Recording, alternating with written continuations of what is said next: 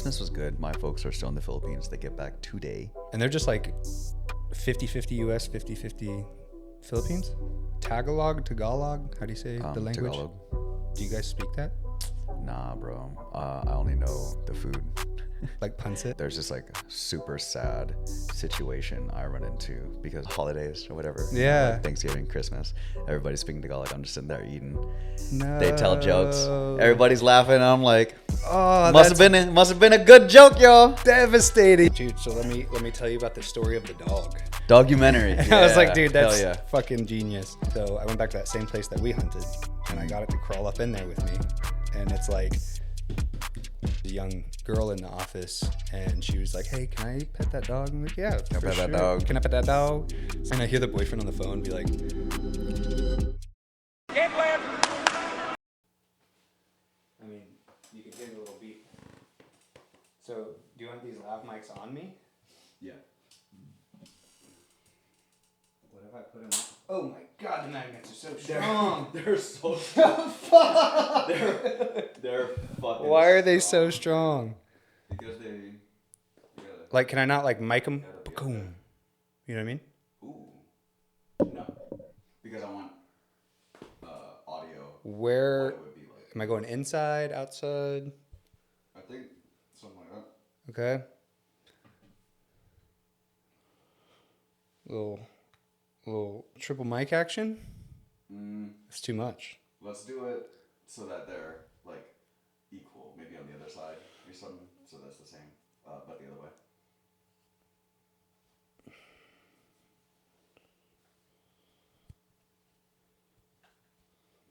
Oh my gosh. Okay.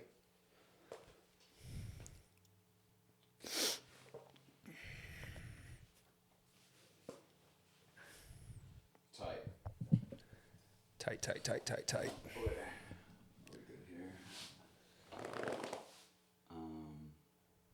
Yeah, I think we're good. All right, Now cool. clap. Yeah, let me get this set. Oh yeah.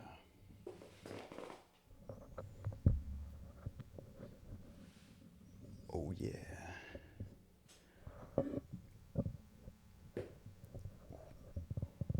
Dude, my parents have, it's like way too bougie for our setup, but they looked really nice.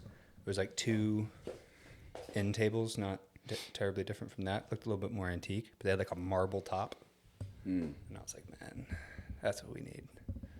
Class it up in here a little bit, you know? We do need something heavier, because I'm always worried about. Yeah, I know. We're always like fucking playing tug of war with it. Yeah. There. Okay, now clap. I'll clap first. So we're just kind of freestyling. Yeah, dude. Do you That's wanna? nice. Do you wanna hear? All right, let's say was the last time I really saw you like leaving Vegas, or did we hang out again after that?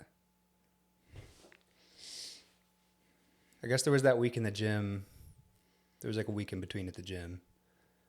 I'm pretty sure we saw each other at Archetype. Okay, yeah. So we got like one workout in. Yeah. But we hadn't talked much. Yeah, dude. So let me tell you about the story of the dog.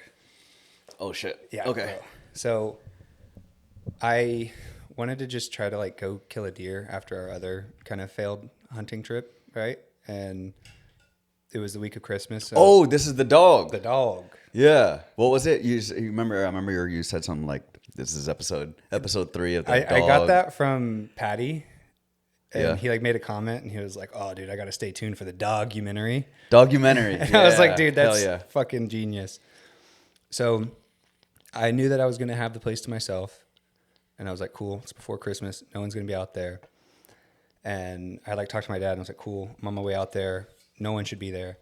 And I pull up and inside the fence at the house, there's just like this big ass white dog, which my first instinct was, oh, it's like my parents' dog because they have a white dog and a black dog that's like fluffy. But it wasn't. It wasn't. And I was like, what the fuck is going on? I was kind of spooked, honestly. I was like, whoa, why is there this dog here? Because it also didn't look like a wild dog. Like it was all And there's white. no way that a dog should be in there because everything's fenced off. Yeah, it's all fenced off. It's like a 5 foot tall, maybe not 5 foot tall, but whatever. It's like a pretty tall fence with barbed wire on the top and stuff. So I'm like, I don't know how this thing got in here. And then my first thought was like, fuck, is someone like inside our house that just like brought their dog with them? Shit. You know, like Yeah. a squatter type thing. I'm like, Yeah. you know, it totally could happen. No one had been there for a few days. So You gotta look out for the shopping cart. yeah. So then I'm like, all right, let me get inside the house first and make sure the house is good. So I got inside the house and was like, okay, it seems like nobody's here. It's just like this. This is random before dog. Christmas. Yeah. Right. So it was like the weekend before. And I was like kind of bummed. I was like, fuck, like I came out here to hunt by myself. And then now I got this dog. And it was like whining at me and stuff. So, all right, let me get it a little bit of water, a little bit of food, which I think It was whining at me. I had something that depended on me. I hated it. Oh, Yeah, it was so exactly. bad. So I think that's where I fucked up was I gave it some food. Yeah. And like it's inside the fence. You've been there. You know Mm-hmm. what this yard looks like.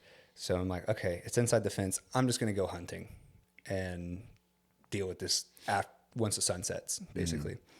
So I go walking out and I get like 200 yards from the house and I'm just walking by myself and I just hear like doom, doom, doom, doom, doom, sprinting up on It me. just jumped the fence. Yeah. But then I just hear something charging me behind me and I like turn around. I'm like, oh shit. Oh, it's the dog. And then I was like, all right, now I'm stuck with this thing. Did So it I'm have like, a collar on? No. Dang. No. So I knew that like walking around trying to hunt with the dog was going to be really difficult because I figured it would just kind of spook more of the animals. Yeah. So I went back to that same place that we hunted and I got it to crawl up in there with me. And it's like tail is just like pounding on the fucking wall. Yeah. But we ended up seeing a few deer and I was like, all right, whatever. Thankfully it was pretty warm. So I go back at night and I make myself dinner and I just leave the dog in the yard and I got it some more water and food. And I'd like gone in and out of the house a few times overnight and it was still there. And I was like, fuck, dude, this thing's not going to leave me alone. Wake up the next day. You left it outside? Yeah. Because it was only like Her? 65 degrees. Yeah. Yeah. So by the next morning, she was like being pretty chill and started to get real sweet, right? Like there's like the videos of her trying to lick me in the face and stuff and knocking my glasses off. And at that point, I'm like, okay, I got to do something about this dog because she has now followed me for like a day. And I knew that if I like left, she was just going to keep following me, you know?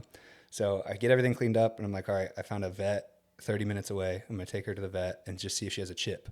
Because it looked like not a purebred dog, but it was like really nice, bright blue eyes and all white fur. So it was like kind of a sick dog and it looked like well fed and well taken care of.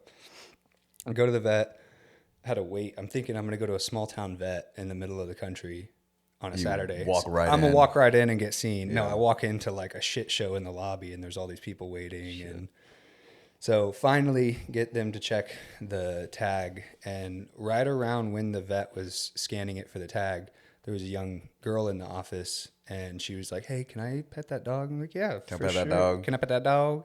So she was pretty cool and was like, oh, I just really miss my dog. I just lost it like 2 days ago and I've just been really sad. And I don't know which one of us said it first, but either she was like, oh, can I take this dog? Or I was like, oh, do you want this dog? I don't remember how that played out. But then she was like, are you serious? I was like, yeah, dude, I live like 3 hours away from here. I already have 2 dogs. I live in a small house. Like it would be kind of difficult for me to take this dog right now. And she was like, let me call my boyfriend. And so she comes back with FaceTime with the boyfriend and is like, hey, look at this dog. Like, you know, this guy just found it and we could take it. And I hear the boyfriend on the phone be like, no, we're not taking another dog. Shit. We can't handle another dog. And then she's like, well, I'm taking it. Bye. And hangs up on him. And then she's like, all right, I'll take this dog. So I was able to dump the dog off on her and I just kind of bounced. But I got her contact info. So I was about to say, I'm did you going to get her- reach out like probably today and just see like, hey, can I get a picture? You know, and like, how's everything going? Because last night, I will admit, was my first time, like after the fact, I was like, oh man, I kind of miss that dog now, you know? It was a cool dog. Because when I was hunting, like she would just stay right behind me and like pretty difficult to get a dog off leash to follow you. And I think it was just being kind of submissive and just scared. But I was like, man, this dog is tough. It can handle being outside and it's like really good at following and not trying to like lead. Yeah. But it kind of ruined my chances. on any kind of hunting. Yeah. So I was like, all right, I'm going to take off a day of work, and then I'm going to go back out there with William, and we're going to spend 3 days out there, and we're going to do it again. But it's like second summer for our winter here. So we go back out there, and it was just like way too hot. Yeah. And we hunted like 12 hours on Tuesday, like before sunlight, after sunlight, just trying to see if we can find anything. And I was just super discouraged, not really seeing much. And then I get home and I'm on the couch with my brother, and he's just like, oh, dude, all the deer are all overnight. They're all nocturnal. Yeah. So all night long they're moving. He's got pictures of them, but during the day when you're supposed to hunt, you can't see anything. So I then spent like 5 whole days trying to go hunting with no success. But the dog part was cool. But me and William just like 20,000 steps walking around looking for stuff. Dang. Still a good time. But Yeah. then like cold front hits today, everything's moving. Yeah. So it was kind of a I think kind of a trip. everybody was like rooting for you to keep that dog. I know. Everybody wanted you to keep I that felt dog. like an asshole for not keeping the dog. You should. Yeah. But then once I met the young lady who's like almost on like the verge of tears, you know, and like at the vet confiding in me that she misses her dog, and she's like petting this new dog that's being all sweet on her. I was like, oh man. Why was she on the verge of tears though? Because she already has dogs at home. Right. Why was she at the vet?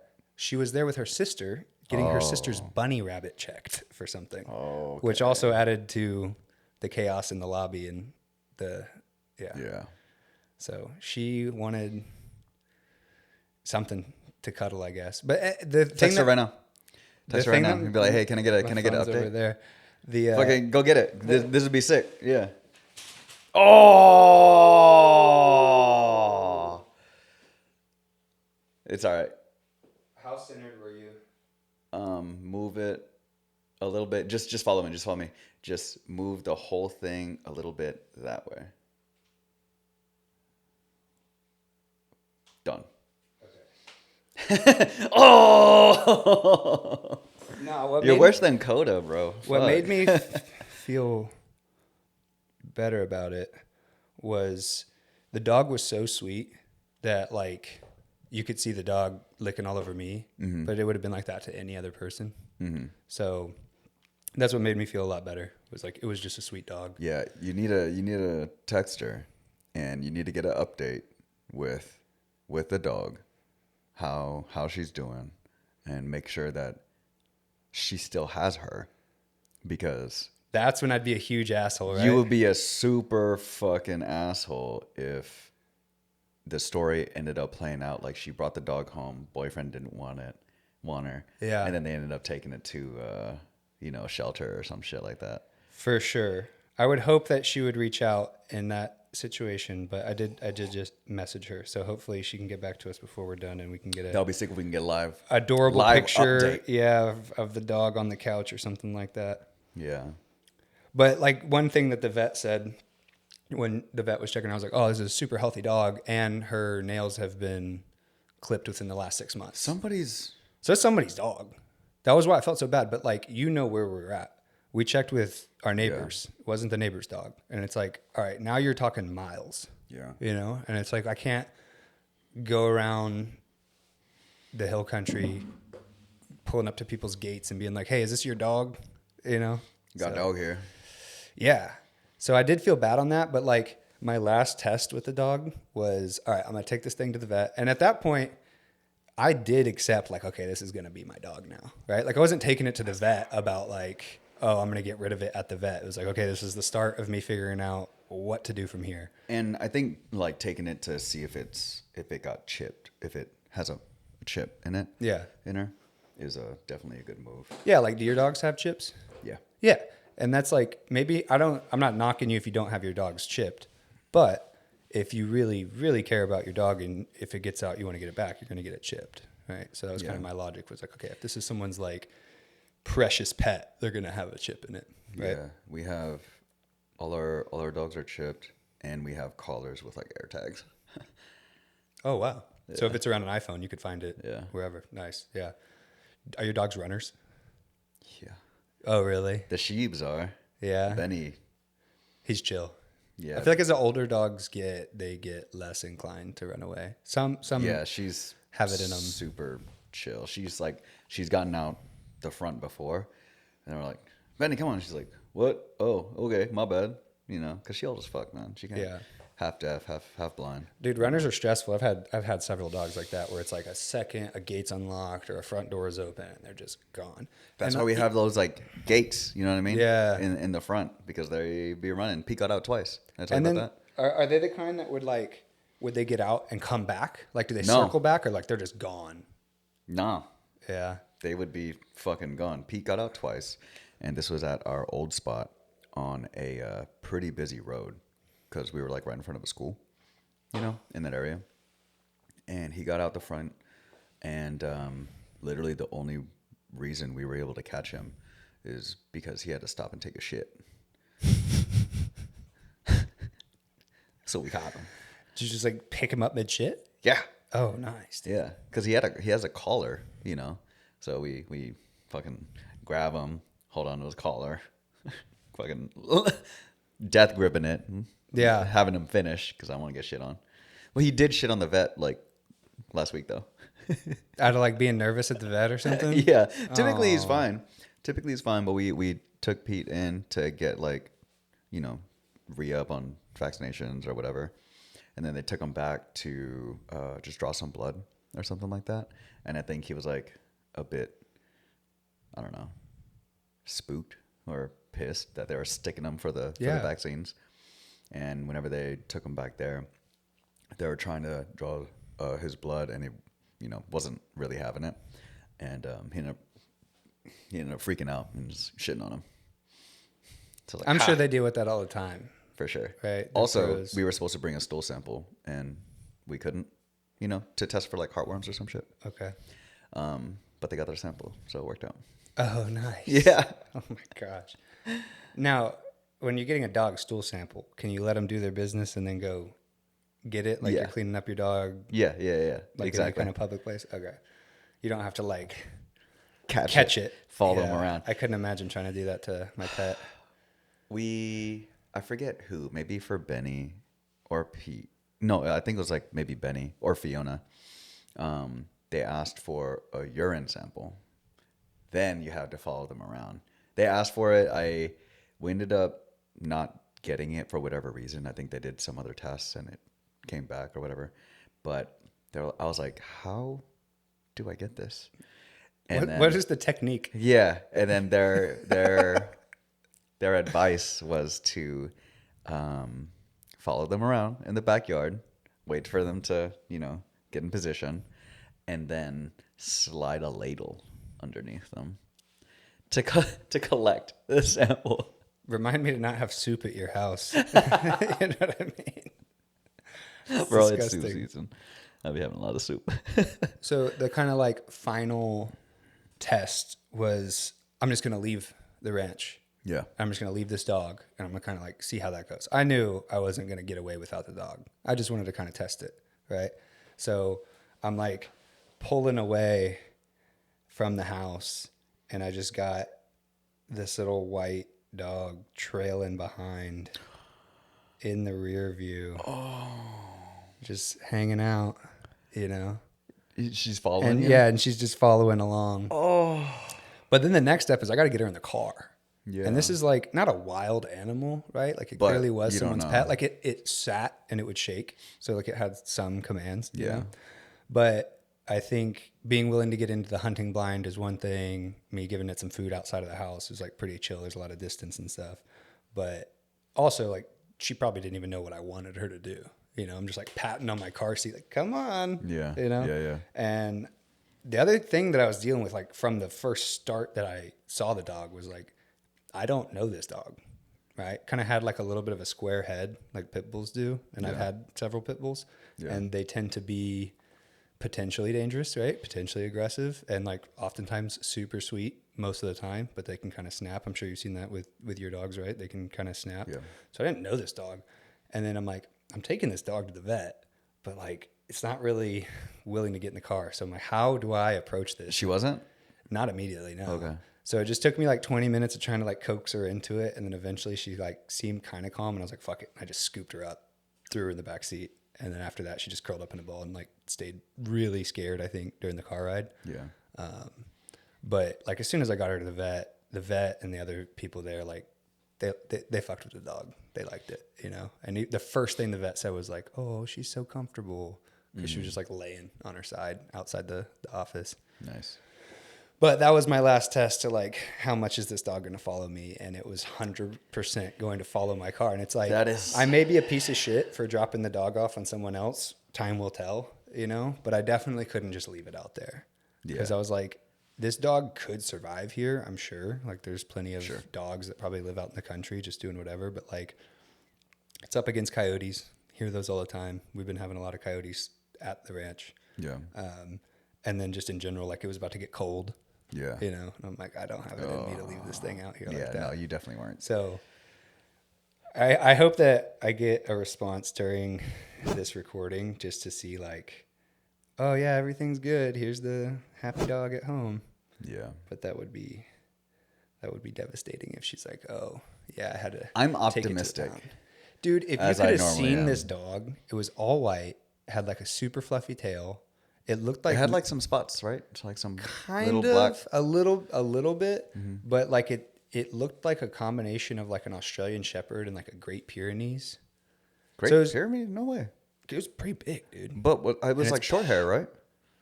Kind of. Like its tail was long hair, and the rest of it was like not super long, but extremely thick, like a really thick undercoat on it. So I'm thinking it was just like a lucky mutt, but I've never seen a dog with like white blue eyes. Like I don't know if you watch Game of Thrones, but it was like straight up. What were the ice people called? The whites. Yeah. Was it? Is it White Walkers? White Walkers. She looked like a White Walker dog, dude. So I think that was what like caught the attention of the other girl too. Is like visually a beautiful dog, you know, and behaviorally seeming chill. But I was like a little sketched out the whole time. I hope she still has her. I know. I was thinking last night. I was like, I could drive 3 hours to go pick up that dog. But we'll see. You're like just waiting for a text or a phone call and be like, I'm sorry, we can't keep her. Is there any way you can take her back? Yeah, I'd be lying if I said that I didn't have that thought. Yeah, you know. But then like I get back home and I've got these other pets. You got Coda. It's like so much to handle, you know. It would be chaos. And then I got to like acclimate. How does this dog going to do with cats inside of a house? How's it going to do with another dog? Did the vet say like give an age approximation or anything like that? Yeah, like right around Coda's age, so it's like just under 2 years probably. Yeah, bro, I know. Perfect. They could be playing, get their energy out. I've been wanting a puppy for like a long time, so there was definitely a part where I was like, man, maybe this is that dog opportunity I was looking for. So it's if I don't end up hearing back from the chick and she doesn't need to give it back to me, I'll probably get a puppy sometime next year. What kind? Something that can handle being out in like the thorny stuff, right? Like a Shiba Inu that you got, I don't think is like the right choice for me because like I feel like a Shiba is not the right choice for most people. Yeah. It's kind of a tough breed. To be honest. Yeah, just anything that can kind of handle being like easy to clean, right? Like it's tough enough that it can be out there in like the cactus and thorny bushes and stuff. Yeah. And probably not something super small. Yeah. But also like not a Great Dane. Probably like 40 plus, 50 plus. Like, dude, I imagine Australian Shepherd's probably the smallest. I had 2 really cool pit bulls. Yeah. When I was in high school. Pit bulls are so fucking They're so cute. good, dude. Like and my siblings have had some rough ones. So they're not all perfect, right? They can be aggressive and stuff. But they're a pretty awesome dog. Yeah. They're super good at being like lazy at home and just like a couch potato. But then they'll also go on sprints and jogs and they can be outside and they can also handle like Texas summers pretty well. Yeah. Whereas like I definitely wouldn't get anything like what's Peach? German Shepherd and more fluffy than that. Yeah, what's Peach? I remember you said she gets all the Australian Shepherd and Pomeranian, I think. Pomeranian. Yeah, so like even for her, she's struggling in the summer, you know. So definitely would want something that's like a little more short hair and a little bit more like like, for example, my parents' dogs is Labradoodle, I want to say, or something like that. So they got that like curly, poodly kind of hair, but it's a little bit, Everything gets stuck a in little it. bit longer and straighter from having the lab in it. But yeah, it's just, you send them outside for 5 minutes and they're completely covered in burrs, and anything that sticks will stick to its fur. So I don't want anything like that. That's It's just annoying. way too much to clean. Yeah. I'd be really excited for you to get another puppy though. Yeah. Well, I mean, I think I'm definitely the kind of person where like I could have like 12 dogs, you know? We got 3 right now. We'll probably only ever get Shibas. When did you get Fiona? Oh shit, probably like 7 months ago, something like that. I think she's like 8 or 9 months. Right now. She potty trained now? Yeah. Her bladder control now surpasses Benny's. Is it just because Benny's an old dog? Yep. I'm starting to deal with that with Peach. She's getting so old that like she's finally had to go into a kennel at night. Yeah. Because if you don't, she'll just go pee in the dining room. Man, that's a weird thing. Like Benny, she is on incontinence meds, but at night we don't have any accidents. You know? It's just like she's walking around during the day. She's like, oh, gotta pee now. And she'll just be staring at you. It's like, Oh no! Just straight Yeah. face. She and doesn't then, have and then any she's like, oh no, I did that. there's no like scratching at the back door or like indications Oftentimes, like that. no, unfortunately. Dude, that's been like the best thing about living at this house is that Peach has now got me trained. Yeah. Where she'll come out and just kind of circle on the mat by the back door. Yeah. And that's like, hey, I need to go out there. And her further training is when she's done, she'll bark. Yeah. And then I give in every single time. So the second she barks, I'll get up and go let her back in. And I'm like, who's got who trained here? Yeah. You know, I'm just happy that she knows how to That's tell me that good. she needs to go Yeah, outside. You know, I would prefer that. Typically, or in the past, Benny would let us know that she needs to go out and all that. But now, it's just coming out of her. dude, how was Christmas? Christmas was good. We only went down to San Antonio for like a day. Yeah, we went down Christmas Eve, stayed there overnight, came back Christmas Day, sometime afternoon, evening-ish, something like that. It was good. Had a bunch of family in. My folks are still in the Philippines. They get back today. Nice. So that'll be cool. They've been gone since, I remember, February, March, something like that. So they've been gone a long time, but they've been really enjoying. They're like, I told you they built like a retirement, their own like retirement home out in the Philippines, in the province. So it'll be cool. I haven't gone out to see it yet. Honestly, I feel like I might be kind of bored after a while What city are they in? being out there.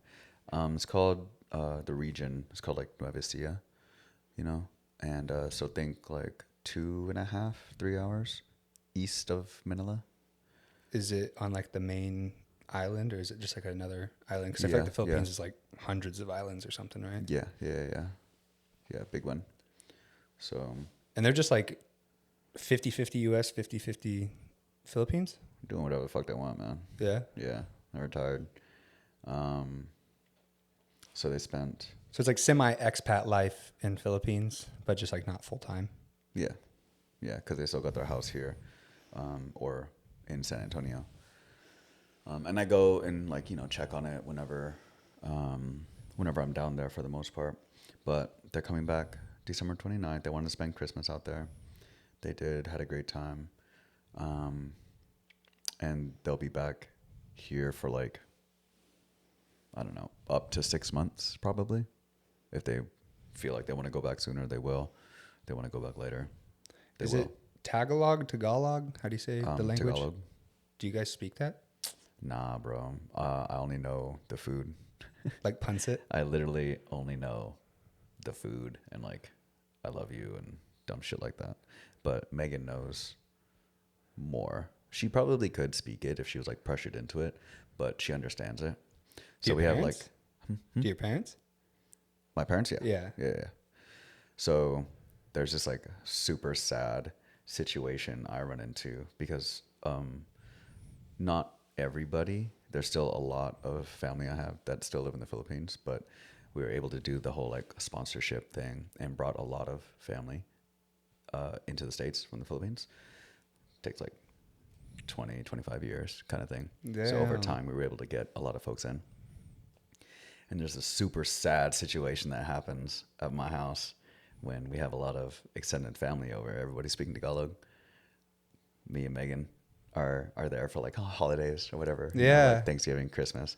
Everybody's speaking Tagalog. I'm just sitting there eating. No. They tell jokes.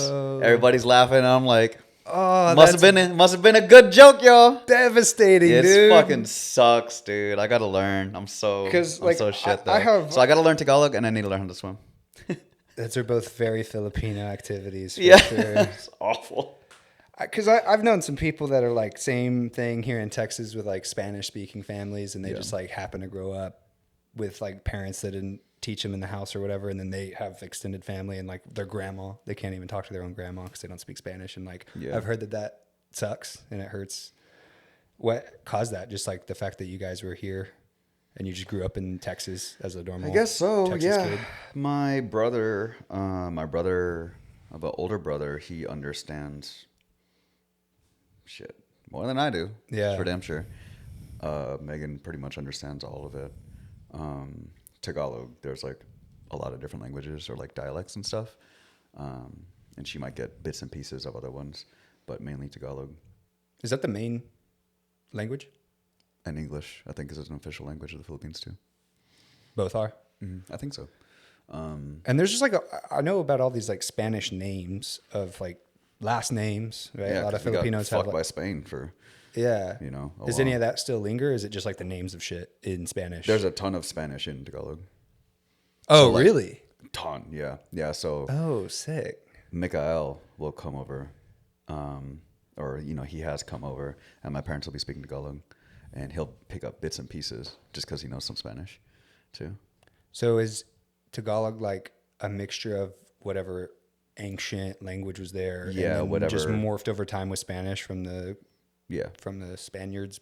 for sure. What timeline was that? Like 17, 1800s? Shit, I don't know. It's got to have to do with like the beginning of the global like market, Yeah. right? People shipping stuff all around the world. Yeah, Juice, pull it up. Dude, I used to coach a Filipino family back in the day, and Jiu-jitsu? yeah, some brothers, and they were super Filipino, and their mom would make food, Fuck yeah. and we had this Dude, one event, yeah. and the only one I for sure remembered was pancit. Yeah. Pancit. I don't know how to say it. Pancit. But it's like noodles, with like some carrots and some Yeah, other think shit. like- Not really sure. It's like, like- lo mein-ish. think lo mein. Yeah, it's Yeah. like lo mein, but not with like the gravy kind of sauce. Yeah. Right.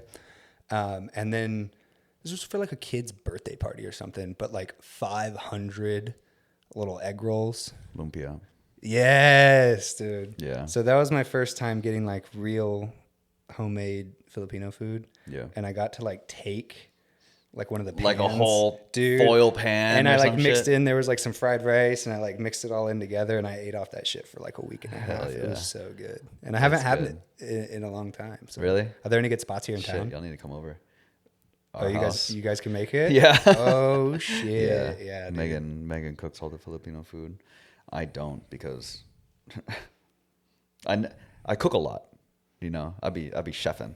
You know, but I don't cook any Filipino food because I had a mom, still currently have a mom, and then she's still around, and then I have a Filipino wife. So You've gotten lucky where you've just been able to. I really fucking lucked out, man. Yeah. So I never need to learn how to make Filipino food. That's a lie. I actually do know how to make one dish. And it's probably my favorite Filipino dish, but it kind of turned a lot of people off because there's blood in it. It's like pork blood. It's called dinuguan. And I think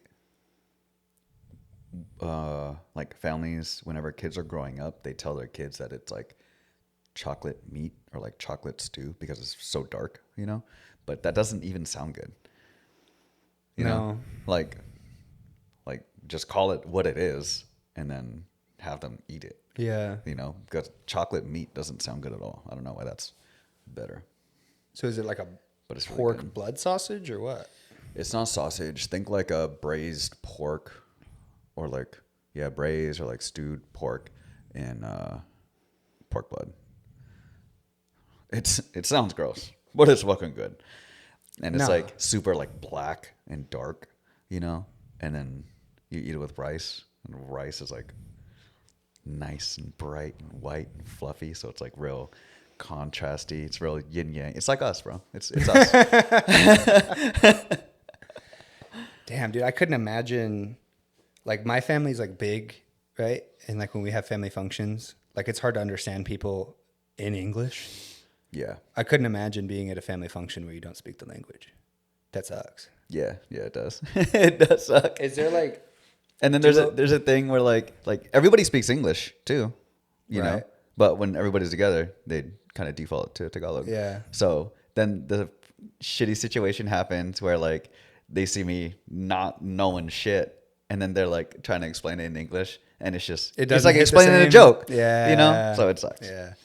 Yeah. But like, is there a word for that? Because like in like say over here, it's like pocho for like a Mexican American or something like that, right? Mm-hmm. That like doesn't speak Spanish.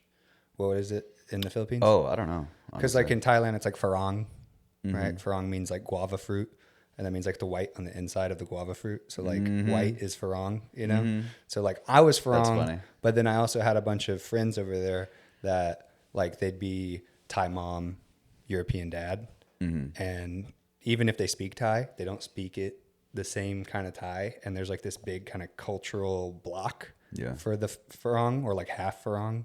But that's the thing. The Thais just call them straight up farang. So they categorize someone that's got like one white parent the same as a full-on foreigner like me. Yeah. So all my friends there that were in that situation, like it was kind of hard for them because they really only got accepted by the international, you know, expats and that kind of stuff because the actual Thais just never really let them in. That sucks. Yeah. And it sounds like it's not that different, right? It's a super common thing. Like, just like you said, and myself growing up and a lot of other folks, like, I don't know, it's like a whole identity crisis thing. Right. But like not being accepted by like the Filipino community because you don't, you know, like you grew up different, you know, and you don't speak the language, or maybe you do, but you don't speak it the same. The accent's not right or whatever. Yeah, it's not quite right. And then growing up here, you know, maybe sometimes not being fully accepted by like Americans, you know, because like I look I was gonna say you're whatever. way too Asian to be Texan, right? So the you know. Texans are like, nah, you're not. Meanwhile, You're not like us. I know how to make like Texas barbecue better than like Filipino food. Nah, I feel like it probably wasn't too bad being in San Antonio. Did you ever get mistaken for being Mexican growing up down there? Sometimes my dad does more. Yeah, because I feel like an old Filipino man. He's like technically half. Okay. You know, he's like half white, half Filipino. Okay. So I'm like 3/4 based on the Punnett square. Right. You know what I mean? Yeah. So he gets mistaken for Mexican a lot more. I've known and being in San Antonio, and he speaks an amount of Spanish too. Yeah, if I see your dad speaking some Spanish at like a gas station or something, I'm not thinking that's a Filipino guy. Yeah. So obviously a Honduran man. Yeah. You haven't met my parents at all, have you? No. You need to come through. You'd like them. You'd see where I get my dumbass. Are they goofiness as energetic as you? My dad can be. I think you'll see like me and my dad are pretty similar in a lot of ways. Yeah, dude, I see it all the time because I coach so many like kids and their parents too, and it's like this funny thing of just like, oh yeah, you guys definitely fell from the same tree. Yeah, and it's so obvious for sure. And it's not even like sometimes it's like their postures and stuff, but it's also just like whatever thing makes them a good or bad student. You see it in like the parent and the kid, and it's like, oh yeah, you're really smart, just like your dad. I'll say it that way. For better or for worse. Yeah, for sure. dude. What's up? I was gonna go into these. Oh, why are we triple micing it? Yeah, we're triple micing. Doing a little experimentation.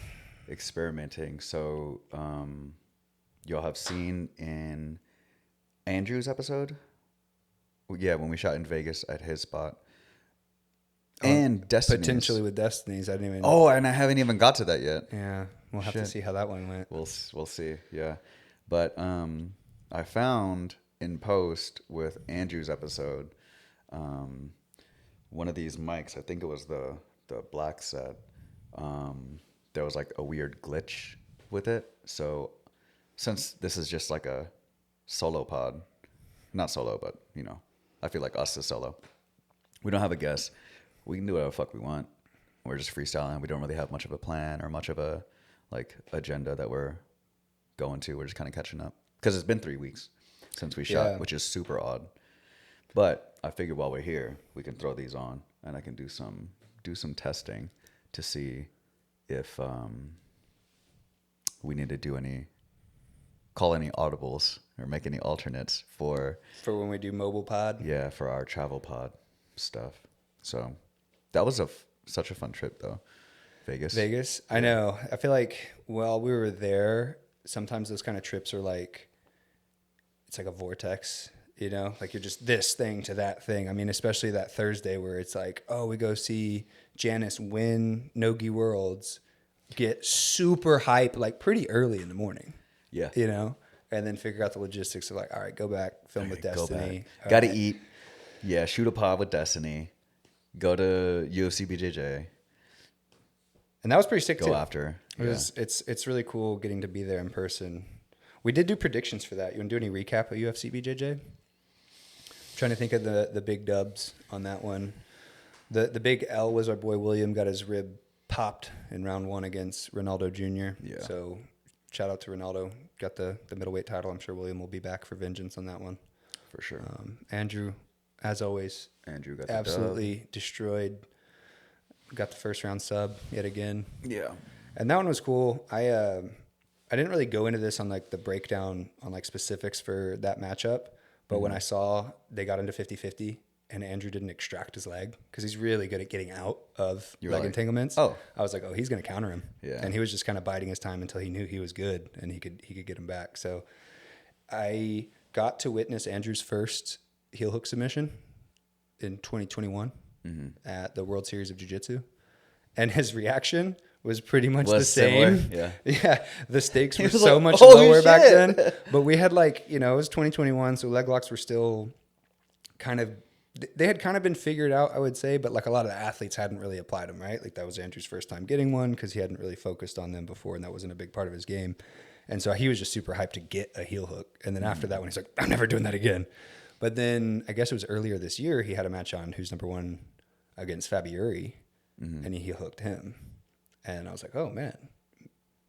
Through that time, he ended up becoming a better leg locker than a lot of these other guys in his category. Yeah. You know, even though that wasn't really like his style or a priority focus or anything. So I think what happens to these guys is like dealing with Andrew is so much energy and so much chaotic scramble that when you get a hold of something, and I can tell you this from rolling with him, it's like, oh, God, I got him into 50-50. This slows things down a little bit, you know?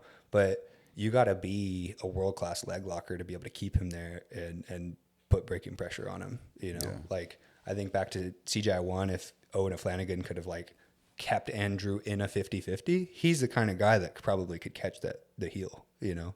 But it's going to take someone at that And he mentioned that, too, in the pod, right? Yeah, he said if he happened to be in 50-50 with him, he would bailed, like, immediately. Exactly. So that was where there was, like, a moment too long of him being in 50-50 where I was like, he could have gotten out by now. He's chilling. This is a choice for him to stay here because he knows that he won't get caught, but he probably can get him, you know? And like he was saying about his reputation, it's like he feels the pressure of needing to finish in the first round. Who cares? I mean, that's a sick reputation. But I think for him, he was like, oh, thank God I got out of there. Yeah. You know, that's over with. Yeah. And then, dude, maybe not an upset. It's hard to call these things, but like the Arlie Laverne versus Raquel Canuta, the other championship match. Like, oh, that was such a nasty Kimura. And like she seemingly held off. Like, it looks like it could have been so much worse. I mean, she said it in her post-fight interview, like, I don't like to hurt people, which is always funny hearing that from like a combat sports athlete. I'm like, that's not true. You do like to do something. No, absolutely not. I get it.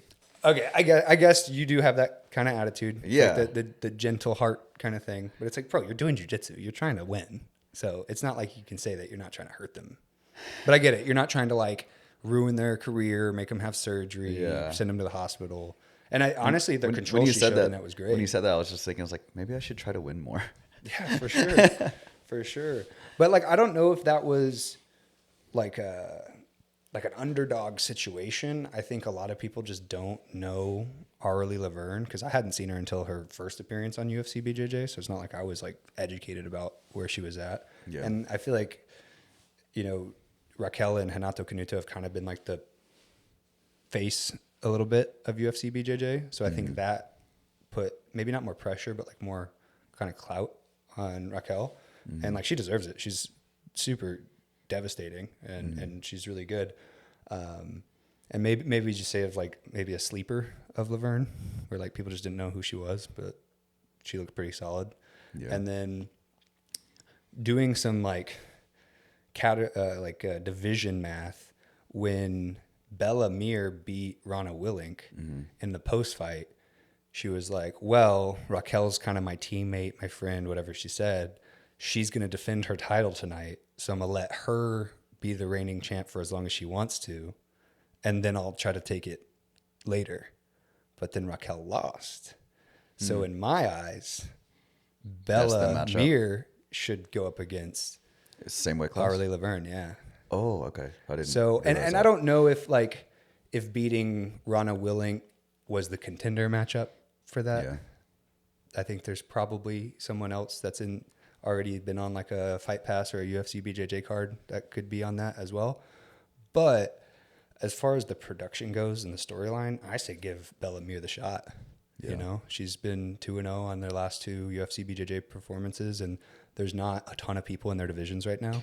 And then Bella, like 2 days afterwards, won Worlds. Bro, that's crazy. Right? Thursday to Saturday, winning a UFC BJJ and then going and winning what? Purple belt, I think, and then got her brown belt or something like that. That's so impressive. I've seen plenty of people do that, and I couldn't imagine it. Like gearing yourself back up to go after all the weight cut and the adrenaline and all that. That's definitely like a young athlete's game. Yeah. Right? Like I don't see masters 30 years and older athletes doing that as much. That would piss me off the most, of like going through the weight cut, competing, and not getting like all you can eat sushi or Korean barbecue or something. Yeah, exactly. Like, it's like you can't even celebrate. Not that the only way to celebrate is through consumables, but that's how I fucking celebrate. Yeah. Well, I think that's like the unhealthy side of like competing in the combat sports, or really anything where you have like a weigh-in with your competition. If you're like cutting weight and you're watching what you eat, that I've fallen victim to this on almost all my weight cuts I've ever done, where it's like, oh, I finally get to eat again. And then you overeat. And I think that's like, it's like a trope for fighters, right? Fighters like kind of deal with that all the time. So maybe it's better. Maybe it's better to just like stay on the grind to not cut. Yeah. No. Well, I mean, clearly she didn't have to cut too much because she's doing 2 different categories within a weekend, but mostly just like not binge eat after competition.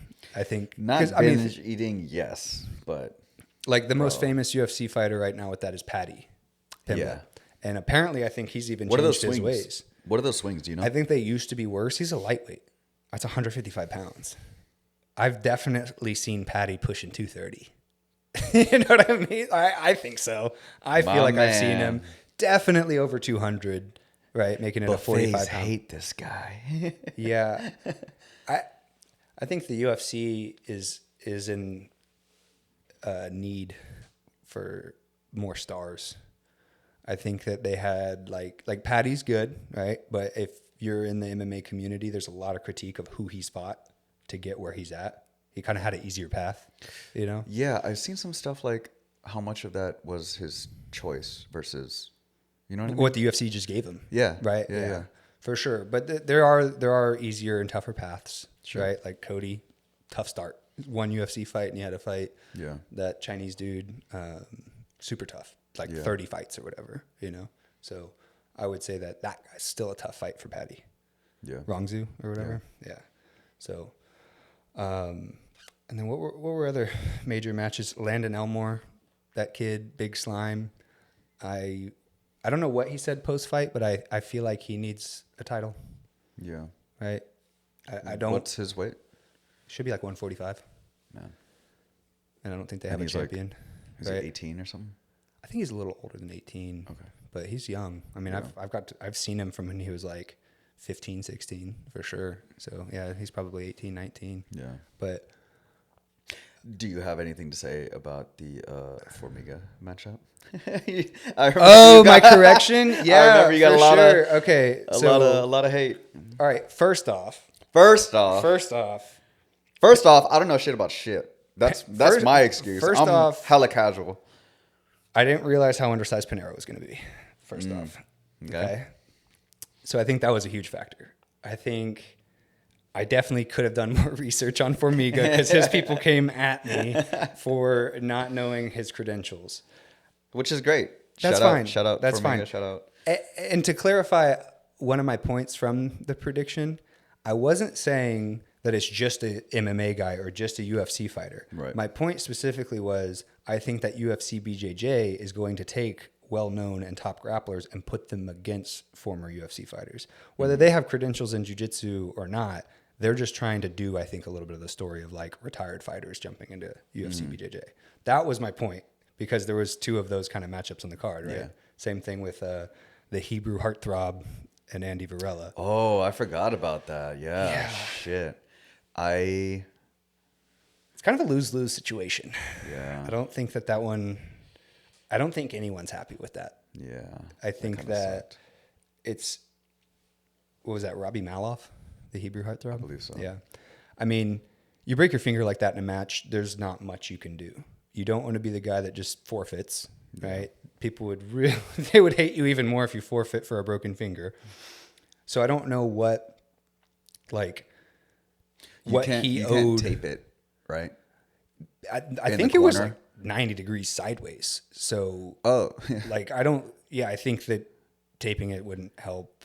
If anything, maybe That's not a situation breaking where it you back straight and then put it taping back. it. But it's like you have a 1 minute break, you Yeah. know?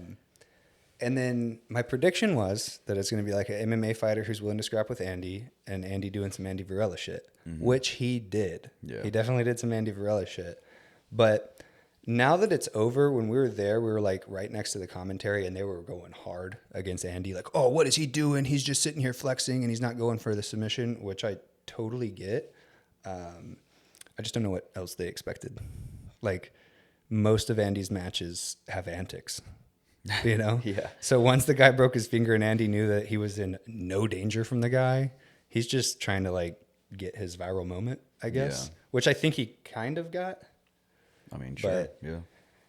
I Not in the same way as a would it elbow have pass been off the ball to a- satisfying? Like, okay, and then the other thing that was weird was the way that he tapped to the heel hook. Yeah. Right. And I think he did turn the wrong way for a second, and that was why he verbally tapped, because it wasn't like the leg entanglement wasn't set, but he had the grip with his Yeah. hands. And I think he reacted wrong. That made him like more scared. But probably by that time he was just over it. Anyways, you know? yeah. So I guess I would have liked to have seen Andy just like go for the kill. Yeah. But like, would that have been that exciting? I guess so. Maybe a little bit. I mean, probably not, but still better than like kind of fucking off or. It did seem like he was kind of fucking off. Yeah. Yeah. So I'm interested to see how they manage UFC BJJ in 2026. Yeah. Like, are they going to allow more The of that? next card is March. As far as I know, not all the It's way March, until right? March. Yeah, that's the only one I'm aware of. Okay. So hopefully we can make it back for that one. We're going February. You got to give me dates, bro. We got to lock in on that. Yeah, I'll let you know. Yeah. You got to give me I'm dates. definitely going in February, but I got like a wedding to go to. So I have a wedding crash, so it's perfect. we just, yeah, we just go full Owen Wilson. Hell yeah. That'd be a good time. I gotta tinkle. Okay. I'm gonna take these mics with me. Some high quality splashing audio. Yeah.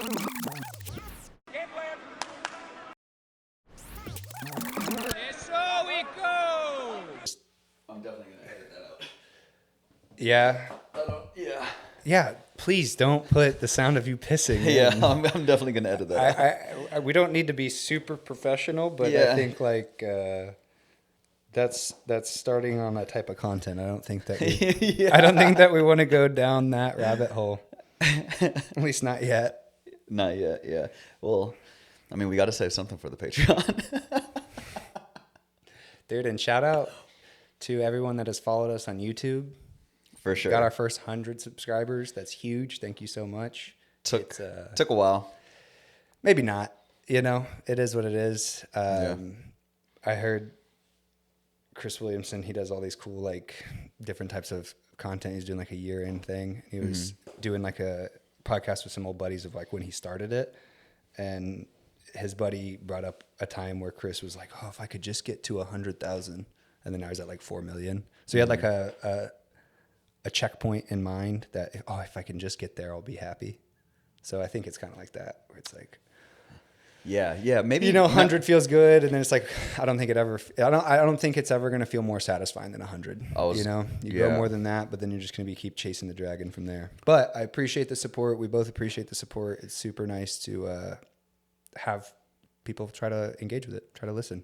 Absolutely, yeah. I feel like it's less so like the numbers, because we're on these platforms, right? We're on YouTube Studio, we're on Instagram, we're seeing all the metrics and shit, right? I feel like it's less so the numbers, but what really hits, right, is when we go places and we hear from people, like, face to face, that they're feeling our shit. Yeah. That's Kind of fucks sick. me up. I'm not used to it. Yeah, I'm definitely not used to it either, but keep doing it. Yeah, let us know. For sure. Especially like next year, maybe I think there's people we want to talk to, but if there's people that you guys want to hear from, let us know. We'll hit them up. For sure. Within reasonable bounds, it's like, maybe we should do like a bit of a review, right? Yeah. We started yeah, September 11th. the shooting of episode 00 had to have been, I want to say September 11th. Yeah. Because it was September 10th when Charlie Kirk got shot. And it was that next day that we did the episode 00. I just remember that from a semi-significant, Yeah. So September 11th, mid-September, we shot 00. Since then, we have how much released? 12 as of the recording of this. 12 episodes out. So that is Billy. Shout out Billy. We've only fast-tracked Andrews, right? Right. The one before this. And that's just because of time significance. It was right after his dub, UFC BJJ in Vegas. So we got back. I banged that out and sent it. So that was the only one that we did kind of off schedule or whatever. And I guess that was the only one. Yeah, that was the only one that we've done not on a Friday, right? But since we started, I think maybe the first episode we released on a Saturday. Yeah, something like that. And then we just decided, it's like, okay, Friday's is release day. Yeah. Right? And seemingly we're going to be releasing on Fridays for the foreseeable future. Yeah. Yeah, since then, we have been super consistent every single week, releasing every single Friday, shooting every single Monday, right? Aside from just the last 3 weeks because of holidays, getting back from UFC BJJ where we shot 2-3 pods. We shot like 3 that week. Yeah, that was a lot. And we had shot like 2 or 3 a week for like the 2 weeks prior to that too. So we got like 10 done in like a month. Yeah. Okay. So we have 12 released right now. We have 4. This will be 5 more. This will come out. 5 more. Yeah. Yeah. So we've got stuff we're sitting on. And talking about people like giving us feedback in person of what they think of like the pod, and like, you know, just letting us know that they enjoy it. They saw this episode, blah, blah, blah. I was telling you I had dinner with Mikael, and he was like, yeah, I just saw not the last episode, but the one before it, which was Damien, because Damien and then Billy. Mm-hmm. Right? Yeah. And I was thinking, I'm like, man, Damien's pod felt like so long ago. Yeah. You know, because I think since then we've shot like six or seven episodes, you know. So we're really excited about the stuff that's going to come out soon. Because I feel like every single time it just gets better and better. And that there's like this delay on what we've shot that's not quite out yet. That are like, if anyone's following, I'm like, oh, you like that? But that was like, we still had figured shit out on those earlier episodes, you know? So, and I'm sure it'll continue like that, where we'll look back on these ones that are coming out soon, make some new ones in the future, and be like, oh, no, these are much better than those. But I think a couple of the ones that we've got coming out, I guess that'll come out in January, they're going to be really cool. Yeah. Yeah. I remember really enjoying some of those last ones. For Travel Pod, right? We got these mics on for Travel Pod uses or whatever. What do you think about them? How do you think they go? What do you think we can do better? Or, you know, what do you think we did right? I think that I would like to figure out like a better studio even when we travel. Yeah. I thought like the ranch was pretty cool, but we would probably do it differently if we were to shoot it again. I think I haven't even seen the hotel room pod. That might look cool. I don't know. But I think both of us just really like these cool kind of scenes and backgrounds. So I'd be really interested in finding more spaces to try it out in. Cause I think depending on how far we're traveling and if it's flights or no flights, but I think that we could do a pretty sick setup and like a cooler background that we haven't really like tried that one yet. So I'm really interested in finding somewhere that is like still sounds good, but looks really cool with like a little bit more depth in the background and stuff. Got more visual interest. But yeah, I think like the other part I love about it is just traveling means that like you're going to see something new, right? Yeah. Like whether it's a new city or talking to someone that you haven't met before, that's super exciting. Mm-hmm. I definitely want to talk to more people that I haven't talked to before. We were talking about Houston. Yeah. Potentially doing like kind of like a I don't want to call it a pod tour. Is it a pod tour? We will tour we're around touring, Houston. y'all. We're touring. Yeah. No, or even like we go to the boxing gym, right? We've talked about like setting up there. I think that there's tons of potential in different environments like that. Yeah. Yeah, I think the hardest thing is like the logistics, because in this room we've got a bunch of stuff that is kind of difficult to travel with.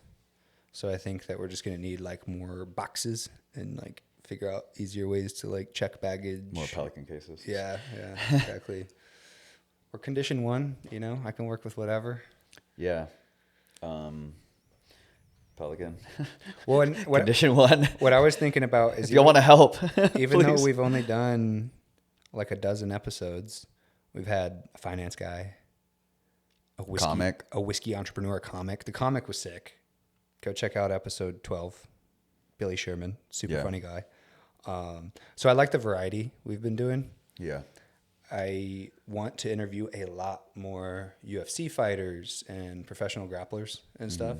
But now that we have talked to people in kind of like other domains, it makes me realize like you could have a cool conversation with anybody, you know. And the comedians, I think like, that sounds so fun. Just because, like, if they can get you to laugh, or like just the way that they're gonna communicate is just gonna always be looking for the funny. Yeah. Whereas like the autistic jiu-jitsu crowd is just gonna be like, well, you go to this position and then you do this Japanese terminology, and it's like, all right, that's a strong ass ashi. Yeah, that's like cool, but it's different. Yeah. For the travel pods, I remember looking back at Damien's. Yeah. And I kind of hated the lighting setup that we had. You know what I mean? I think both of us have that interest in making it aesthetically pleasing. Yeah. And we're not that interesting, so we got to have it look nice. Exactly. You know what I mean? Yeah. So I think that one's interesting too. I think if you're like a fan of Damien, that one would be interesting. For sure. Because he's got like over 100 episodes out of Simple Man and just tons of content of Shout himself. out Simple Man. Shout out Damien. And he's like super serious in that episode. So I feel like it's like a little bit more like cut and dry Damien than like a lot of his stuff out there. Because, yeah, normally on their pod, like they're just like fucking around. Yeah. So I'd be down to have him on again just to like see if it's more of the same or if we can kind of get a little bit more simple minded. Simple mode. But yeah, I mean, what are we trying to achieve next year? You know, I want to get a lot of episodes out, but I also care about like enjoying everyone, you know, like what we've been able to do right now, where it's like, I'm not saying I don't want it to be work or like a job. I just really have enjoyed what we've done where it's like, we talk to whoever we want to talk to and we both kind of talk about it and agree like, yeah, this is cool.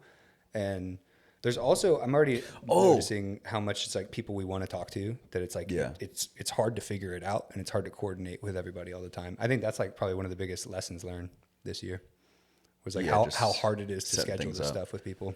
Yeah. What were you going to say? Hunter. Bro. Oh, a chef, right? So it's like a whole nother completely different kind of field of expertise. Yeah. Shout out Hunter. Episode's coming out soon. Shout out Barley Swine. Yeah, yeah. We need to go there. I want to check that out. Yeah. I'm down. Yeah. I've been watching a lot of Food Network type stuff. Hell yeah. Chef's Table. You fuck with Chef's Table? Well, you should. I really fuck with anything Anthony Bourdain. He's such a legend. R.I.P. For sure. Yeah, dude. And I mean, talk about a guy that is the most ideal guest in the world. For the homie trains jiu-jitsu. Yeah. Right? Traveled. Chef. It'd be the coolest conversation in the world. Be sick. So all of his stuff I look at is super cool because I feel like his little monologues and speeches, whether it's No Reservations or what was it? Parts Unknown. Parts Unknown. Yeah. He just has like, he's very real about it, you know? And he's really good about communicating how much having like the beach kind of snack food and a beer with the locals is always like the better experience maybe than like something more fancy. And I feel like he's just super down to earth and always was like that. And I just love the way that he did like his travel content. And I feel like he paved the way for like all these other people that wanted to become like travel influencers or food travel people. Like he seems like quite a bit of an OG in that.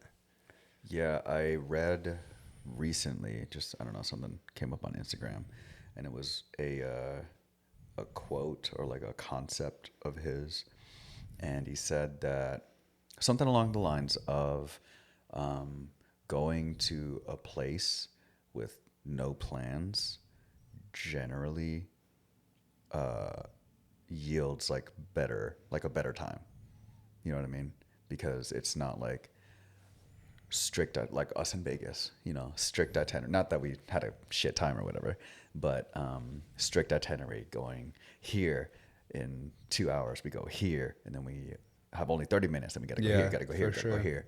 But going and maybe having like a super loose plan of like, oh yeah, I just, you know, I want to be in this area around this time. And that's it. And then just kind of going from there, you know, because it offers you a lot more like flexibility and I think like a trip that has better stories in a sense. For sure. You know?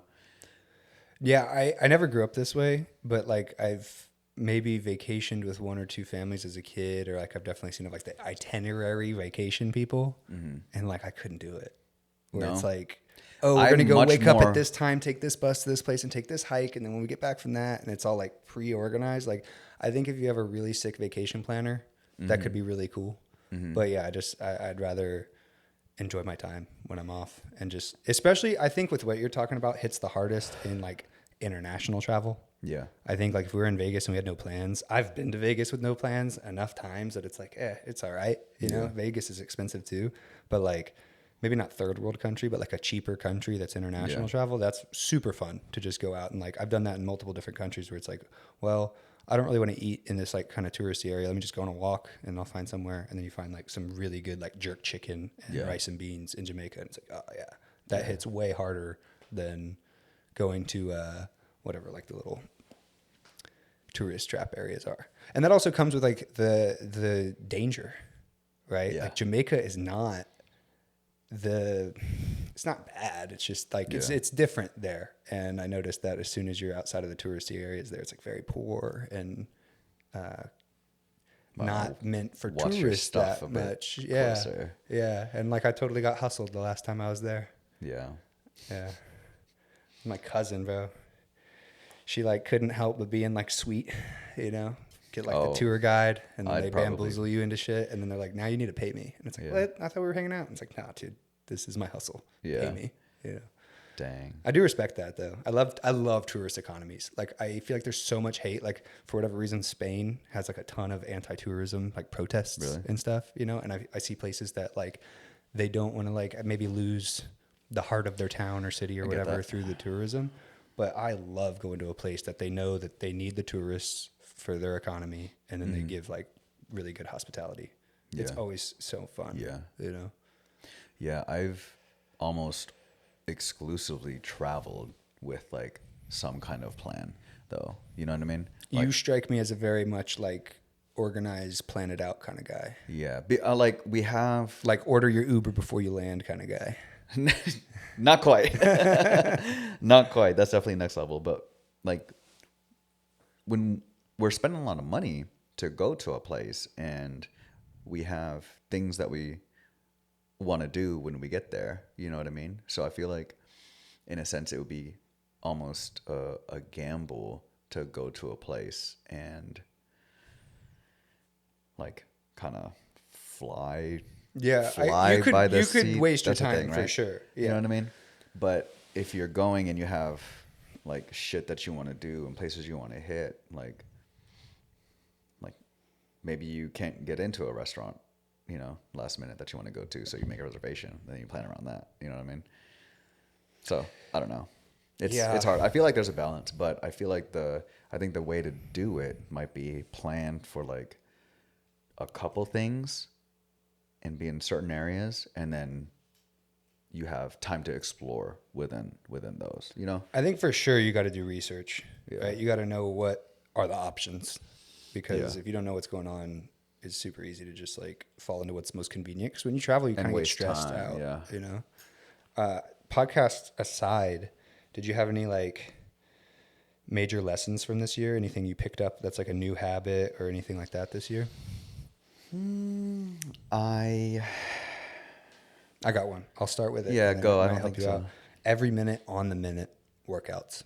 I didn't do those before this year. I've done a few. A variation before, but this year we've consistently been doing these every minute on the minute EMOM workouts, and it's just been like life-changing for my cardio. Yeah. I mean, I've not felt like I've maintained this level of conditioning in a long time. And I feel like they're just short and sweet. You get so much, I feel like I get so much benefit out of it. So for example, you're doing 5 burpees, 10 push-ups, 10 squats within a minute. Any extra time that you have after you finish that set, you can rest until the start of the next minute. And man, you do 20 minutes of pick almost anything, and it's going to be a good workout. So that would be like my biggest one single thing I took from this year was like the every minute on the minute workouts. I'm going to keep doing those for sure. I don't know what mine would be. I'm sure there are. I'm sure you've learned a ton through all of like the production process too, right? There's probably tons of takeaways for you on all that kind of stuff. Small thing, but honestly, recording straight onto SSDs versus SD cards is kind of a game changer for me, because these pods are long. I don't know if you've noticed, but these pods are long, and we're shooting 6K for an hour and a half to 3 hours, and those file sizes. It's a lot of ones and zeros. Gigantomorstus, you know? So it takes a long time to transfer those files onto the computer and then work with them. But if you shoot straight onto an SSD, what would take 30, 45 minutes ends up taking like 3. So you can get it in there and get to work, you know? I think another shift I had extremely recently is that like I had a lot of people the last year be like, oh man, like, do you use AI? And I'm like, no. And they were trying to like sell it on me to like optimize my life better. I'm like, dude, I don't really need much AI functions in my personal life, but I finally have found more uses of them. Yeah. Right. And it's definitely here to stay. I can't wait until I have just like the AI assistant on my phone. Like when Siri is powered by like the language models a little bit more and like integrated with all the rest of your apps and stuff. I think like next year's Siri is going to be really good where you can just like have your own personal assistant AI stuff. And I'm sure all that exists right now. Yeah. But like I'm starting to see at the beginning, I was like, I don't need it. I've kind of grown up without it. I seemingly get jiu-jitsu class done without it, you know? But that would be the other takeaway is like figure out the usefulness of AI. I know a lot of the creative shit I do would be a real big pain in the ass without AI. Right. You know, Saves I use a lot it of time. every day, multiple times a day in the different like software and platforms and stuff, you know, like making thumbnails. Yeah. I have no idea how you get all of this done, but AI is probably a good answer of Yeah. I mean, I like don't a help, like an aid in that process. Yeah, I don't just like toss pictures into it and then like tell it to make it for me. But like for one specific example, like masking, you know, like removing backgrounds is AI, you know, like subject recognition, like having it automatically detect like the parts that I want to keep, you know, and then remove the background so that we have 3 faces in one room and it doesn't look like shit. It's so wild, like how fast all that's changed because like I, in 2009 was doing like background remover on Photoshop. Yeah, dude. With like a mouse and like zooming in And you're, to like, like pixel by painting. pixel. Yeah. You're like drawing lines and stuff and like literally connecting dots. And now now it's it's one like Google phone background remover, remove people from your photo at like a clean tourism up. spot. Yeah. Yeah. And it's just like super quick, super easy. Whereas even just 16, 15 years ago was like a super long, tedious process. And it almost makes me worry. It makes me hesitant and question what I want to invest my time into and like what to learn, you know, because say I spend like learning technical skills like that. Yeah. You know, like 1 year trying to learn how to do a thing. And then that's like, next thing you know, it's all of that is done in one click, just like background removal. I've been thinking about that so much for like the film industry of like, I don't know what the name of the job is, but the guy that would like cut and glue reels together, like actual film reels. Yeah. You know? And that like, is the editor. yeah. Right. You know? And like how quickly it's changed. I honestly don't know. Let us know if you know. We're stupid. It's just so easy now. Right. Yeah. And I think that it's only going to continue to get easier. Yeah. I think there'll be like less and less on your plate over time. As long as you like turn on, good to go. Yeah. Probably be able to do all of this with our cell phone. You can do a lot with your cell phone, man. I know. Like I've been blown away finding out some of these like mega creators, like super big podcasters at their house with an iPhone. Maybe with a mic, but for film, they're just using an iPhone. And these are people that are getting millions of views every day. You could do similar stuff to this setup with this phone and just plug in an SSD, you know, and use a different app instead of the stock one, you know. And even with the stock one, you can get close, but I don't know. I like this shit. Yeah, I mean, I think kind of going back to like the recap of the podcast for the year, if you would have asked me in February where we'd be at right now, I wouldn't have known that we were going to do this. I'd always had kind of like the goals of getting here, but it's really cool that from when we went to CJI2 kind of made, all right, we're going to start this podcast. And from CJI2 to New Year's, we've made considerable amount of progress. We've really started something. I would say so. Yeah. Yeah. Did you watch is it Jake Paul and Anthony? Yeah. I don't think I watched it live, but I watched enough of it after the fact.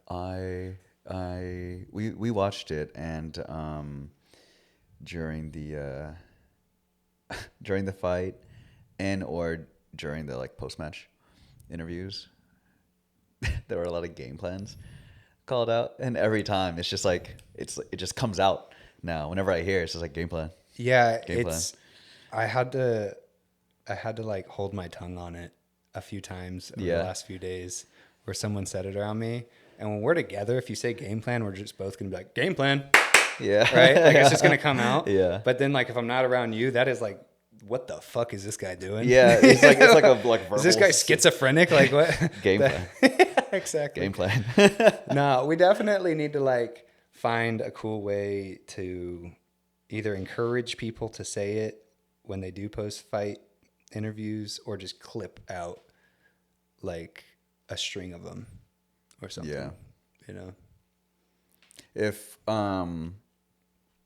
y'all are like scrolling, you know, and you're doing your thing and you come across clips with a game plan, send it to us because we'll repost. Because remember, was it DeAndre? Corbett, yeah, I was one of the Corbett guys. Yeah, and that clip was like game plan. Well, what they ended up doing was, and it was perfect. It was like, oh yeah, repost. I think that one was so funny too, because like he kind of like the interviewer clearly asked him that, and then he repeated it as like a question. Yeah. Game plan? Yeah. You know? So I think that would be a real, like, I don't know, just a fun thing and like easy to repost, you know, because it's relevant. Yeah, so I'd like next year to like make more progress in the studio. Bro, this is perfect. This is endgame. This is in game. And then definitely sticking with the travel and trying to get creative with that. And then I really do want interaction more with the people. We really haven't, maybe in person, I've been told a lot of people that we should interview and stuff, but online I haven't had anybody really like offer up who they think would be interesting. And I'm very curious to, if anyone's listening to this consistently, who they think would be cool to talk to, you know? Yeah, let us know. Seriously, admittedly, we haven't been great at like jumping into like commenting our own shit. You know, I think that's one thing we should be better at on Instagram and on YouTube. But yeah, truly, let us know if there's people that you think would be great on here and people that you think we'd vibe with. You know? Yeah, I think like I like the way we're doing it, and I think the challenge we're up against is everyone talks about it. We've been in like the social media phase for like 15 years now, you know, and it seems like clips got shorter and shorter, and people's like scroll time, if it used to be like 3 to 5 seconds, it's now like scroll. It's like an attention threshold. Yeah, it's like a half a second now, you know? So I feel like in some ways, like, what do you do to like overcome that when there's just like so much like gotcha stuff out there? We're leaning the other way. Right. You know, non-AI. It's like, if you're here, you're sitting with us for an hour and a half to 3 hours, just bullshitting. On like the weird technology side of it, I've been like thinking about, we could have like, there's got to be this exists somewhere of like, we could have like a fourth chair that's like the VR goggle chair. You know what I mean? Where like if you had VR goggles, you could like tune in and you're in the room with us. That definitely, yeah. That exists. So like virtual podcasting. Yeah. Like I think that's probably on its way if it's not already out there. That definitely exists. Oh, okay. What do you think about, we haven't talked about this before. What do you think about streaming? I love streaming. So kind of going back to my year, I started in January testing out live streaming on my YouTube channel, and it went great all the way through like April, maybe. I was real consistent, I think, in January, February. I loved it because I was getting people to watch, whether I was streaming to them like a jiu-jitsu class or a Muay Thai sparring day, and getting like the real-time conversation with people, asking questions. I was about to say, talk about interaction. Dude, it was so much fun because people, like whoever was watching on my channel, you know, it wasn't a bunch of like fight experts. It was just like normal people asking like, should I do boxing or jiu-jitsu? And it's like, that's a cool question. It's a really simple question. Egyptian rug tufting, or what was it? Oh, dude, it was like Ethiopian carpet fighting. Yeah. Or something like that. Yeah. Shout out to that guy, because that shit was funny. That was funny. Yeah. And dude, the comment sections on the live streaming would be so funny during jiu-jitsu class. Because like for Muay Thai sparring sessions, people were like, I guess they respect it more and it's like visually easier to see what's going on. Every time I streamed a jiu-jitsu class, it was just like nothing but gay comments the whole time. Yeah. And I'm like, you're watching it. Yeah. You're watching it and you're calling it gay. So either you're gay and watching it and enjoying it. Either way, it's fine. Yeah, I don't give a shit. But yeah, the jiu-jitsu live streaming is nothing but a gay conversation. Yeah. Just people accusing other people of being gay. So, but live streaming for as a platform for the pod. So I don't know how we would tackle that. I have thought about it, where it's like, would we have to change the time? Because who's gonna come in at 11 o'clock on a Monday? I think like something Let us know if you're coming in at 11 o'clock on a Monday, because that's when we generally shoot our pods. Yeah, I what I was thinking is like a table at a convention or something, and you do like a live stream but podcast style. You know, where you could just be like, all right, for 8 hours we're gonna go stream, but it's like it's still kind of like a podcast format. As like at a certain event, like. I think that would be the best way to make it work. I think like live streaming a podcast, you might as well just go on Twitch and just do like live streaming. You know. Well, we could do it on YouTube, right? For sure. Do YouTube live, and I think we'd have to go even longer though, even 3 hours, because you got to sit on that thing. Like I think 3 hours eventually some people would tune in, but I think like the longer the better on the streaming. That's why you see like at the top end of streamers, these people are like streaming them sleeping and taking shits, you know, like they're streaming all day. Hey, I did step one. Go and take a piss. Yeah. Take the camera with you next time. Baby steps, guys. Baby steps. No, I'm definitely open to it. It's one of those things that I think that's like, there's so much open-endedness to podcasting. Like there's not like one way to do it, right? Like I think we're inspired by other podcasts that exist, but then in other ways we're just kind of doing like what we feel is right. Right. And streaming might even be more open-ended than podcasting.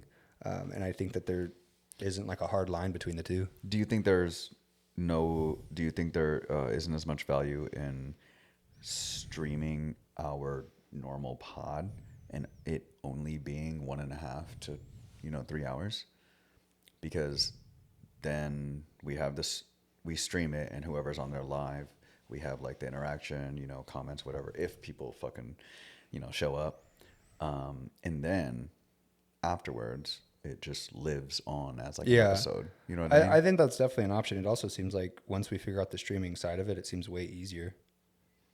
Like if we could get everything streaming straight to YouTube, they're just taking it all in at once. So it does seem like a bit easier. Yeah, like less editing. No edits, lower quality. I think something that would be really fun, that could be a potential way to start this, is set up Paramount UFC or something off cam and just do our own kind of commentary podcasting during like a big UFC event. That's a night pod. Hell yeah. Yeah. You know what that means. I will say, I'm looking at all the whiskey we did for the whiskey tasting pod. Yeah. Oh, definitely we need to do that again. Yeah. I'm definitely interested in distillers and, distillers, whiskey makers.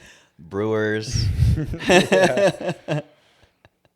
You got like a cannabis grower. I'll interview that guy. Yeah. You can make cigars. I think that stuff would be sick. That would be sick. Yeah. Wine. Fuck with wine. Yeah. Yeah, I guess there is a lot more wine making out here than I kind of initially realized. Yeah. It's kind of like a whole thing in the hill country now, or like the Dripping Springs kind of direction, right? For sure. That'll be sick. Anything else for next year? No, I'm interested. Like, I've been teaching for a while now, and like, it's one of those things that I don't want to be too complacent with it. So I want to like make sure that I'm like teaching jiu-jitsu the most efficient and best way that I can, right? And so sometimes it's like there's lessons that I reteach a lot, and I kind of have faith in them but then like also make sure like, all right, is this the best way I can approach this situation? You know, combining like me getting my point across and then like letting students have fun. Yeah. You know, having it be like an engaging class. Don't want to phone that in, you know, so I want to still push that pretty hard. But I think like the biggest thing that's changed for me that doesn't only count for this year, it started at the end of last year, but I started getting out into nature way more, right? So it started last November. I went on a big road trip, met up with William and Jasmine in like Arizona, Utah. Yeah. And that like was my first time doing a solo, really big camping trip, multiple days out, just kind of off camping, you know, like kind of semi off grid. And then after that, this year I spent, I don't know how many days hunting, but a lot of good hunting days, a lot of days camping and doing that kind of stuff. So I want to do as much of that as I possibly can. And then just kind of find the balance of like teaching the classes, doing the pod, but also making that time to just be out there hunting, hiking, camping, any of those kind of things. Something I did a lot when I was younger and I haven't prioritized maybe since like the pandemic. And then getting back in touch with that has made me super happy and I really enjoy it. So That's awesome. That's definitely something I learned from this year where I was able to achieve most of my goals as far as like getting outside go. And then now like trying to make that a habit, like a consistent habit, you know, which, I mean, we were talking about that before we started recording, but how much like this has become a habit, you know, I'm accustomed to shooting these and definitely don't want that to change. Certainly enjoy that. We were planning on shooting this today, just over the weekend, because initially we didn't have it scheduled because my folks were coming in from the Philippines and I thought I was going to go down there, but they're coming in late tonight. So he was saying that, like we haven't shot in 3 weeks, you know, you down to shoot a solo pod and just kind of bullshit and recap and all that. And, I was like, yeah, let's do it. It's like, yeah, we haven't shot in 3 weeks. It feels weird. And that's like my favorite thing because I feel like people talk about like fitness, right? And like how to get fit and healthy and all that. And I feel like the strongest way to do that is to instill good habits. And I feel like one of the best ways or like markers of when you know a habit is made is when it feels weird to not do the thing, you know? Yeah. So you saying that it feels weird to not shoot the pod, I was like, yes, I agree. Well, and it also felt weird to me. You saying all that reminds me back to like episode 00 where like one of your first times setting up lighting, pointing a camera at yourself, getting a mic, right? Like how many times you had done like that much of a production for yourself? Probably like a few times. And look at you today, man. Just chilling.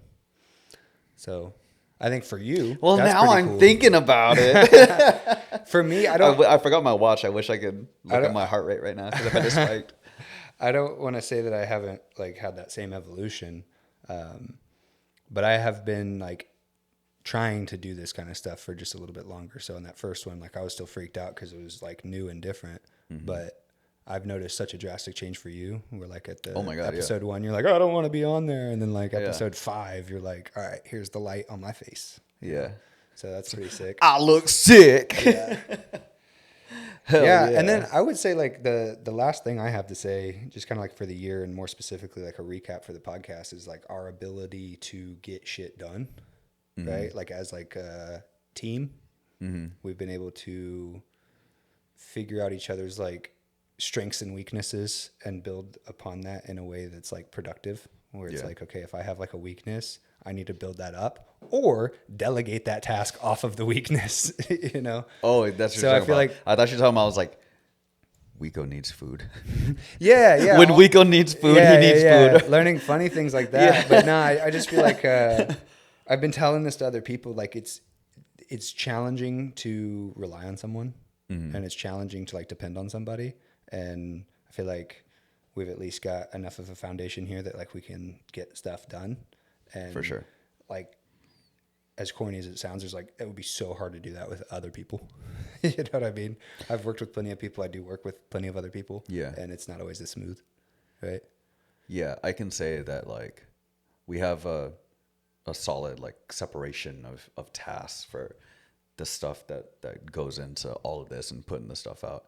And I can say that I like the shit that we've talked about that is for you.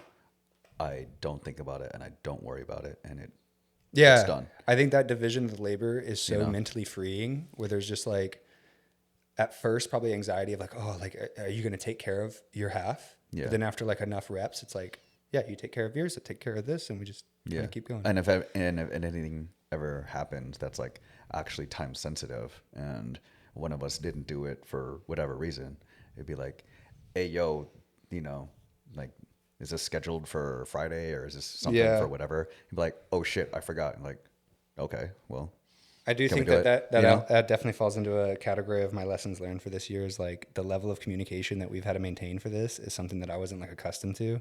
And like, I'm notorious for being like a non-replier, I don't answer phone calls, whatever. Yeah. And we just had to change that. So it's been good. Yeah. Do you think it's been like, has it been annoying? No. Okay. I mean, I just didn't have like a need, I felt. Yeah. Right? Like I always prioritize things that I felt like were important. Yeah. But, you know, it's just one of those that like, it's a unique partnership. You know, we rely on each other to a point where it's like, you have to take care of this, I have to take care of that. And so we got to kind of know where each other are at on that. And then it's turned into another level of like background communication where we don't like, we can have like I feel this with like people you get close to where like you can get work done and not talk. Because you're like on the same page. Yeah. You know? It's like, say if we're setting up or something, we can start like, just like, okay, tasks. We know there's like the checklist needs to get done and start knocking out this things. checklist that we've been talking about, bro, still doesn't exist. I don't think it needs to exist. I think it would help, you know, to have one. Is it necessary? No. Is it helpful? Yes. Now I'm wondering what was our biggest mistake this year, particularly like September down. Mistake. Yeah, biggest mistake we've made. I don't know about biggest mistake, but I know there are a lot of learning points. Oh, lessons learned for sure. But like, is there any time like we forgot something? Like a whole piece of equipment or anything like that? I don't know. Probably more in like the scheduling. Right? Probably just like mishaps and misunderstandings on that. And that kind of reminds me of what I was trying to say earlier, of like how difficult it is of like, there's guests that we both already agreed that we want to have on, and we just like haven't like either hit them up and then like the schedule didn't work out, you know? Mm-hmm. So it's like whoever we're having on is like, yes, it's who we want to have on, but it's also like who we can get on in that timeline, because like there's plenty of people that want to come on and we want to have on, and it's just a logistical matter. And I think over time we'll be able to like get some of those, but it does concern me that we'll like skip over people that we initially plan to interview. Yeah, we have people booked, I think only mid-January. Yeah, right? I've got some ideas on that for sure.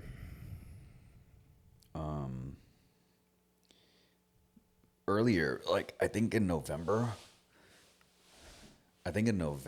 we've had mid-January, and I think since then we haven't had anybody. So I feel a way about it, you know? Like I kind of want to get some people in. Oh, for sure. You know? Because it's getting kind of tight. December 29th. Fuck, New Year already. On Thursday. And then we have the 5th. Yeah, we got to get some folks on. All right, bro. Well, thank y'all so much for watching. You got any other closing statements? Any other takeaways from this year? Let us know who y'all want on, who should come on. Let us know anything you think we should be doing differently.